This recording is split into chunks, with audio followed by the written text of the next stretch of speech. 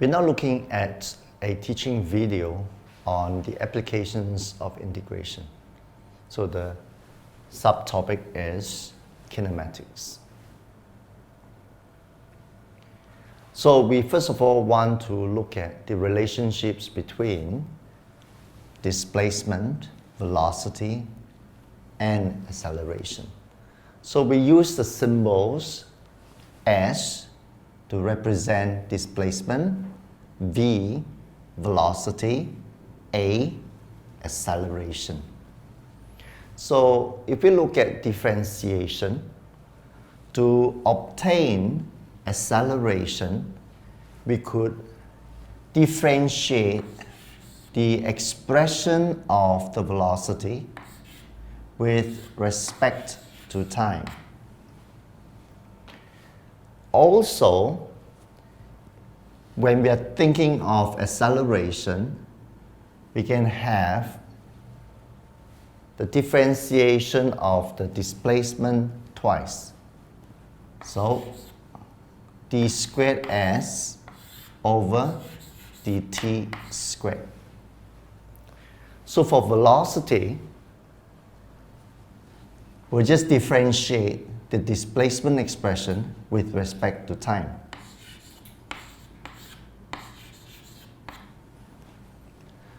So we can think of it this way.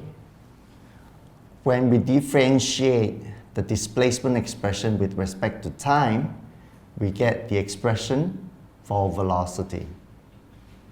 When we differentiate the velocity expression with respect to time, then we get acceleration expression.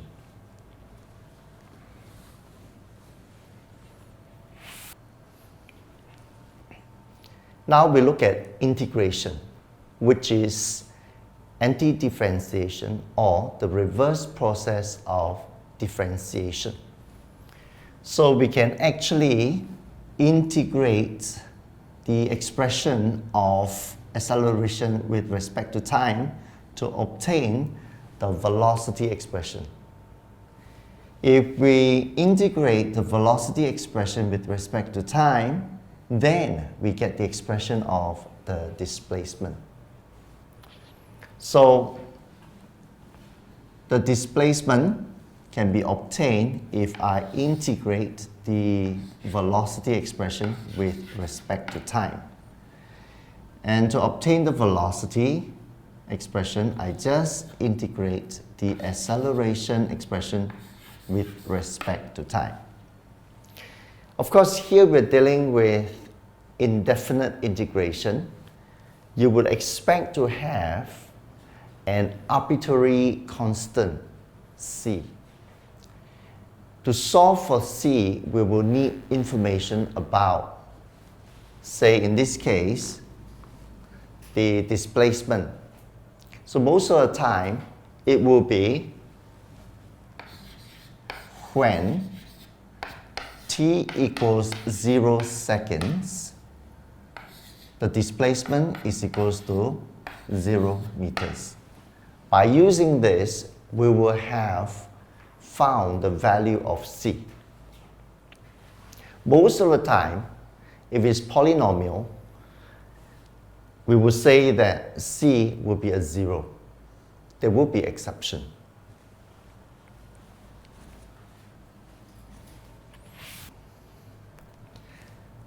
Now let's look at the meaning of velocity equals to 0.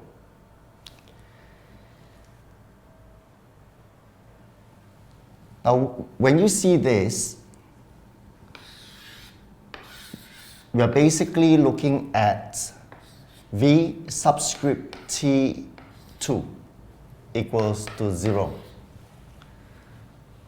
So at t equals to t2, the velocity is 0. I'm looking at the situation whereby there is t equals t1, then t equals t2, then t equals t3. 3 different times. So first point here, if velocity at t equals t2 is 0, it could mean that the particle travel in a straight line is at the point where it's starting to move. So it moved from rest. So the situation is like this. This is start point, is moving off. So at this point, we have t equals t2. And what we know is this. The velocity at t equals t3 will be either positive or negative, because the positive or negative sign merely indicate the direction of the travel. So it can be a positive value, it can be a negative value. Now, in terms of displacement, as compared to, say, t equals to 3, because it has moved off, again, the displacement now s at t equals t3 will either be positive or negative. Now, if I have a particle at this point, if it travels this way, if it's positive displacement, then traveling this way will be negative displacement. Again, it's directional.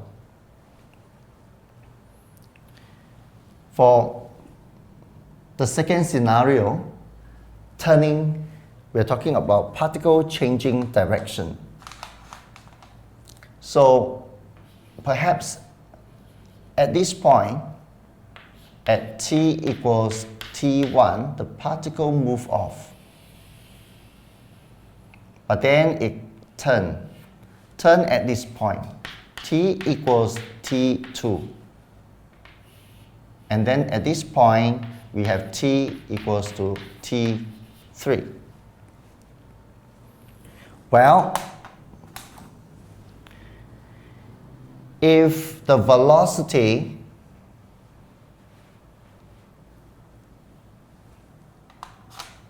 let me just put it this way. T equals t1 is not the start point, but a point somewhere in the travel after the start. And if traveling this way gives you a positive velocity, after its turn, the velocity at t equals to t3 will be a negative velocity. However, if the velocity at this point is negative, after the particle turn, then the velocity at t equals to t3 will be positive. So the sign of the velocity will have changed. So I'll put it this way. If we started off with a positive,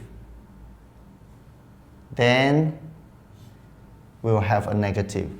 If we started off with a negative, then it will be positive. There is a switch of the sign.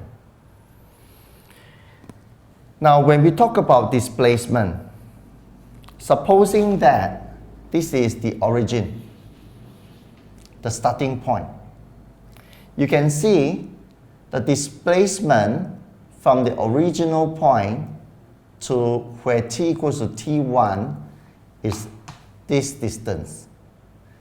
But compared to the displacement from this point, the fixed point or the starting point, to where t equals to t2.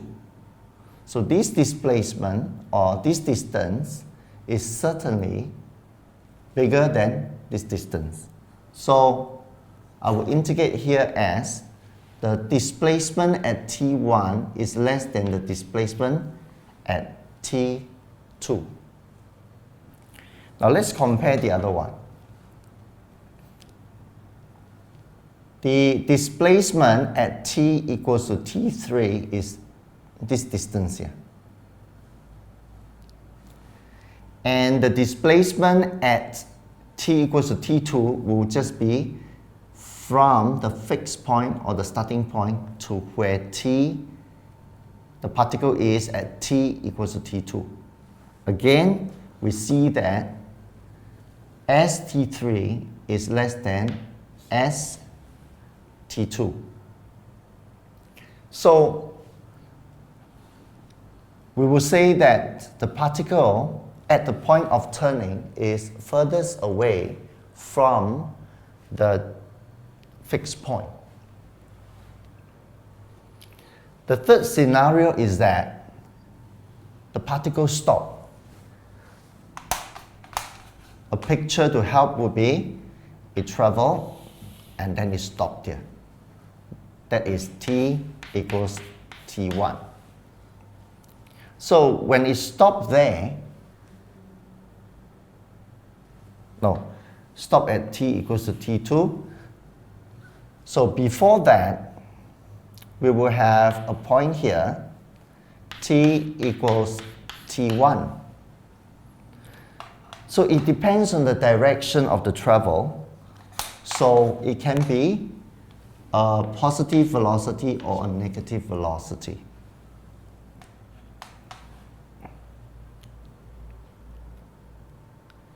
And for displacement, well, the displacement at t equals to t2 cannot be determined when we compare to the other. It depends on whether beforehand there is any turning. So it is cannot be determined with limited information. So more or less, we can tell you that when v is equals to 0, there can be three cases. The particle starting from rest, the particle making a turn, or the particle simply just stopped. But the most common case that you will encounter will be the particle making a turn. So we can see, because after the turn, it changed in direction, the sign for the velocity will be different. And also a point to take note of is that at the point of turning, the particle is at the furthest from the fixed point. Again, I must qualify my statement there. If there are more than two turning or more than one turning, then the situation could be more complex than that.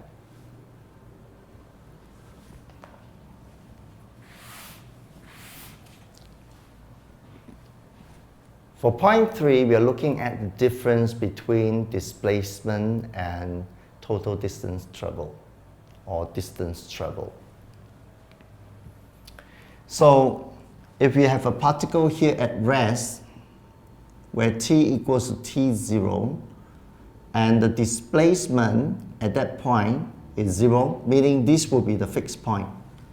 And the particle will travel to the right and then make a turn at t equals t1, and we record that the displacement at this point is a.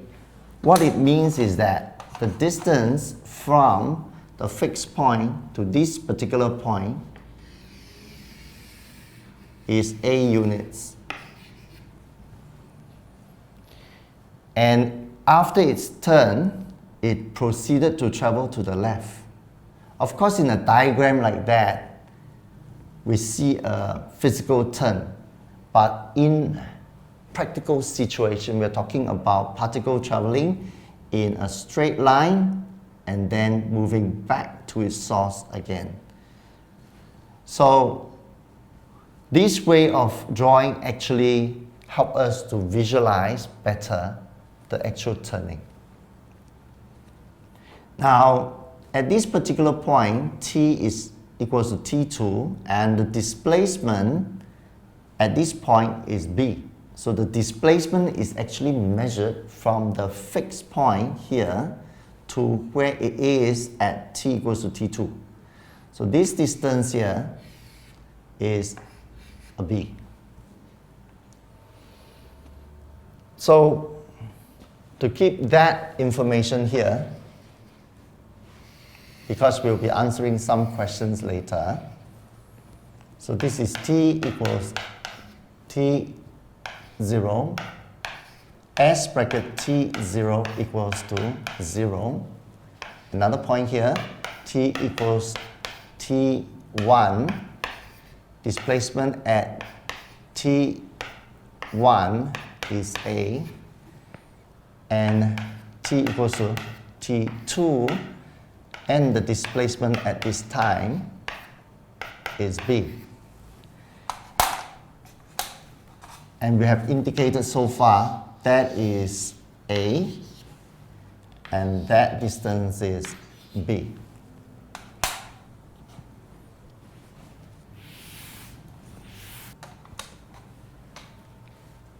Now, with the reference of the diagram, we seek to answer some of these questions about displacement. Displacement at t equals t0. We are looking at here. At this point, it's stated that the displacement at t equals to t0 is 0. Basically, the particle is at the starting point. And then the particle at t equals to t1 has a displacement of a units distance away from the start point. So that will just be a. And displacement at t equals to t2, that is the displacement, b.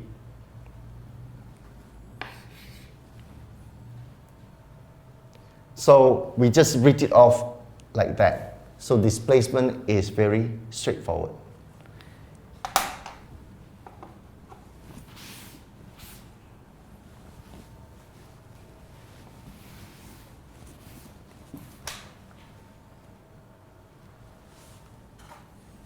But for the distance traveled,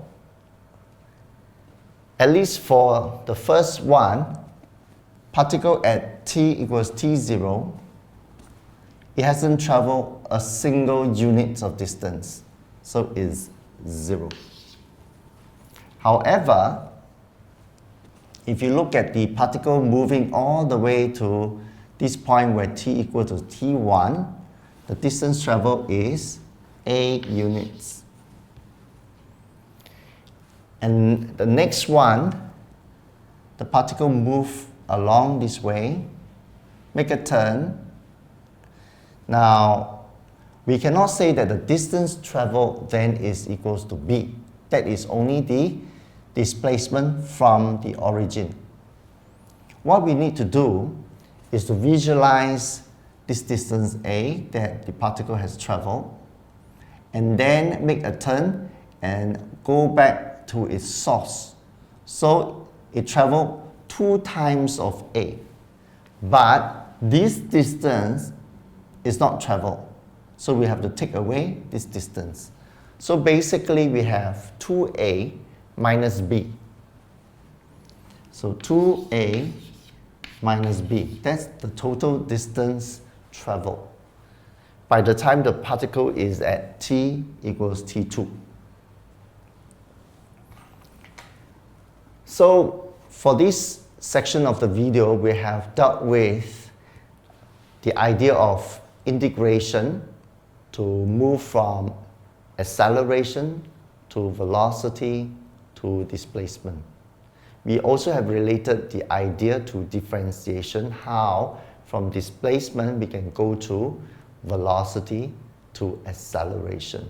We look at special situation where v equal to 0, what it means.